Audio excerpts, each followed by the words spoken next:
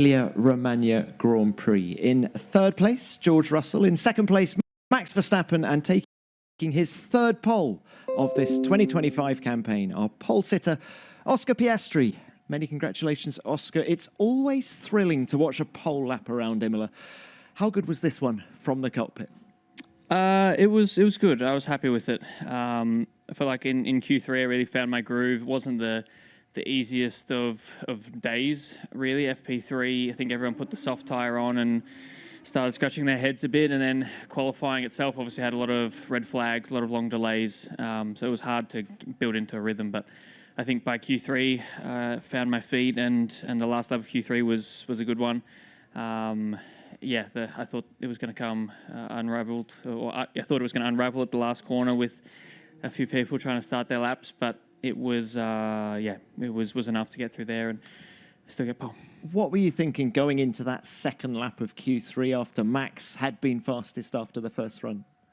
I thought it was going to be tough to beat. I felt like my first lap was very strong. I think when I got back to the garage, I saw that there was a few things that could have been a bit better, and found a little bit in a few places, and that was enough in the end. So. Felt like I definitely had to find a bit more for that final run, and I think I did a good job of doing that. And tell us about the C6 tyre. It was a talking point throughout qualifying. How did it perform? It was a struggle, to be honest. I think after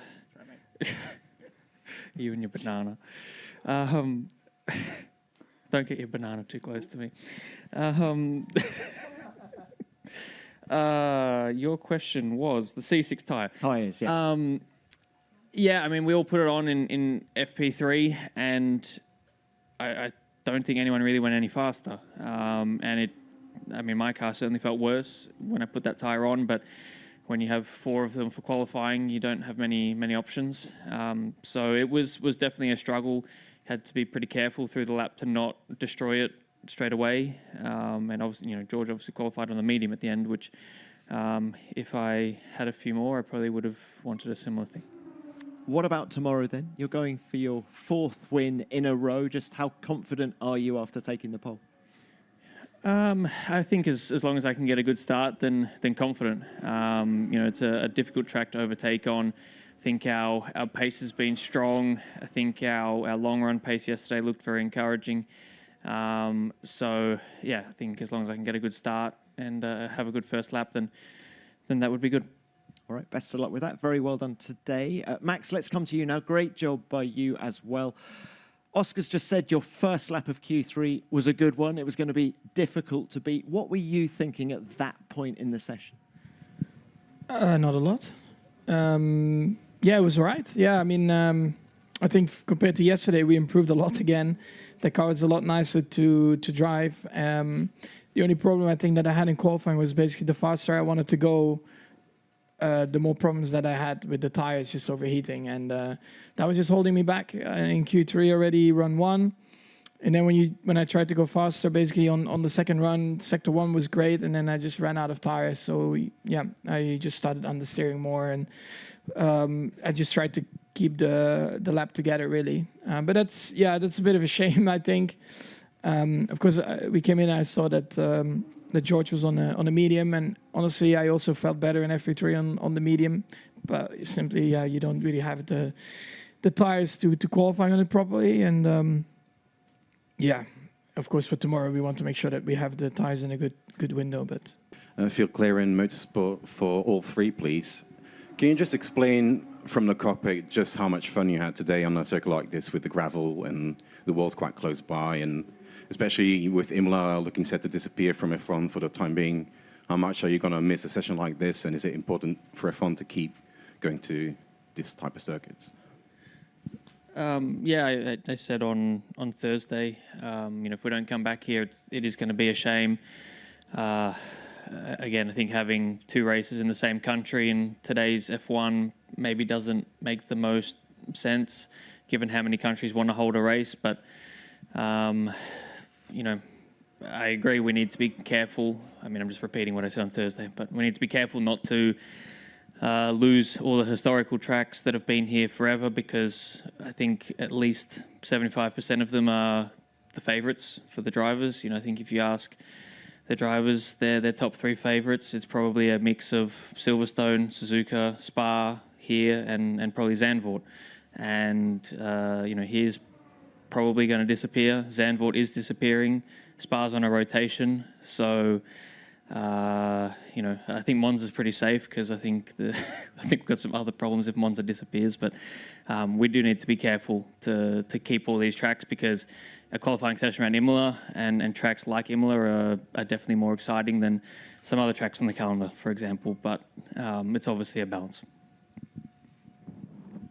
Yeah, I 100% agree. Especially, it depends also a bit on the cars, right? Because I do think the cars that we have now, they just don't really work that nicely on a street circuit, unfortunately. They're way too big, too stiff, too heavy. So they don't, I would say they don't really come alive compared to like 2016 even. I know the lap times were a lot slower, but at least there I felt like on a street circuit, the car was still coming alive a bit. You could take some curbs and yeah, it was working. Now everything just feels a bit dull. But on tracks like this, it is a lot of fun. So many fast corners, and that basically the limit is the gravel or the grass, and I think that makes it always a little bit more exciting and a little bit more difficult to nail. Yeah, I mean, for us, it's definitely the most exciting of all of the season when we come to these types of circuits. But I guess I do also appreciate the fans watching. I don't know if they also share the same excitement on a track like this versus a track that isn't as enjoyable for us to drive. So you just need to find that balance. But, as we've said before, we do love that character. But it is very difficult to race around here in Imola. It's difficult to race in Zandvoort. And Japan wasn't straightforward either. So, the new tracks, although they do miss some character, they do usually produce good racing. Thanks to all 3. Right, next. Christian Mehnert, motorsportmagazin.com. Another one for 3 of you. Yesterday, the C6 looked pretty okay, looked straightforward. Today, it was a completely different matter. Is it just a few degrees of track temperature, lower pressures on the rear, pushing more throughout the lap? What was the reason? I think it's just us all going faster, dropping the fuel, increasing the engine modes, pushing harder. You probably don't explore the limits of the tyre or overheat it as much yesterday when we're going about, I don't know how much slower we were yesterday, maybe not that much in the end. But, I think when you start to push things even further, the tyres eventually just gave up. They were struggling yesterday already. But today, I think the C5 was faster than the C6 probably, or it certainly felt nicer. So I think when you push it even further, you just expose the weakness of the tyre even more. Anything more? George, anything? Yeah, like Oscar said, I do feel the concept of going softer to create more variety in the race is the right idea. But we sort of preempted this, that there will be many tracks where the C5 is better than the C6. So then it begs the question, do you want to go back to like the alternative tyre allocation where you've got to do a hard, medium, soft in qualifying? And then you have more sensible tyres during practice sessions. Then we can do more laps. The fans can watch us drive more.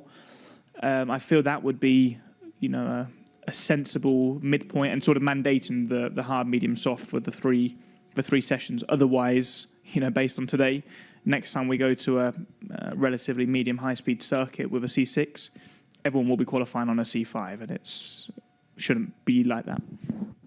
Okay, thank you. Another one. Let's draw the race one for all 3 on a similar topic. Where do you stand on the principle of F1 doing this and bringing a tyre that wasn't really conceived for here? Obviously, it creates interesting situations, can liven up the show, but is it compromising things a little bit too much because you're having to, if you're using the C6 in qualifying on a lap, manage it just to excess, and that's actually impacting the spectacle in that way?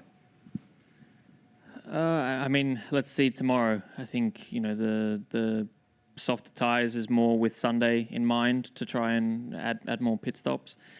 I think Pirelli have done a better job this year of with the tyres, and I think that's why we're seeing more one-stop races. So, it's not, it's there are positives for us anyway that of these one-stop races and tyres that feel a bit better. But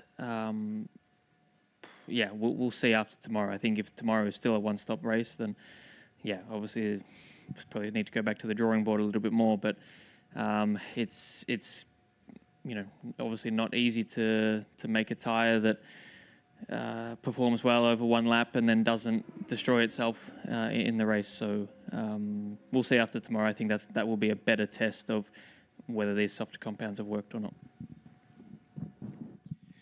I think it's just the layout of this track. Also, too many high-speed corners. Probably when you go to a more low-speed corner track, it probably will be a little bit better. So let's see next week how that will go. Anything more? No? Okay. Yep, another one. Hello, Panos Etanis from Adana TV Greece. A question for all three. We saw two big suns during qualifying, especially Yuki's car flipped over.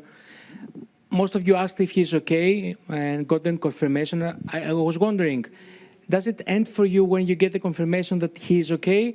Or the next time you go around, you have it in your mind maybe to approach the same corner, I don't know, a little bit easier or something?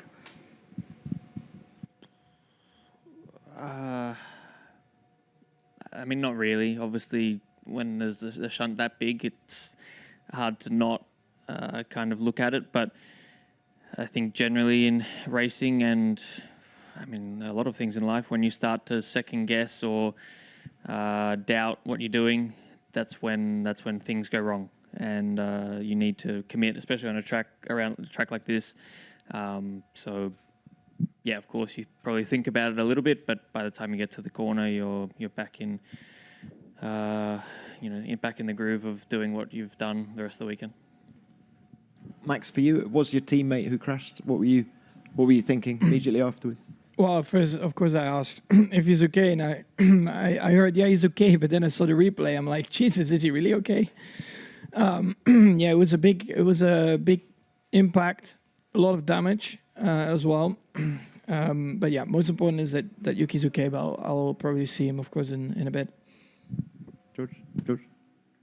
Yeah, I mean, it's great to see that he's okay, and with a crash like that, it shows how impressive these cars are in a situation like that. But I think for all of us, once the helmet's on, the visor's down, you have to get cracking, and you got to take anything like that out of your mind. And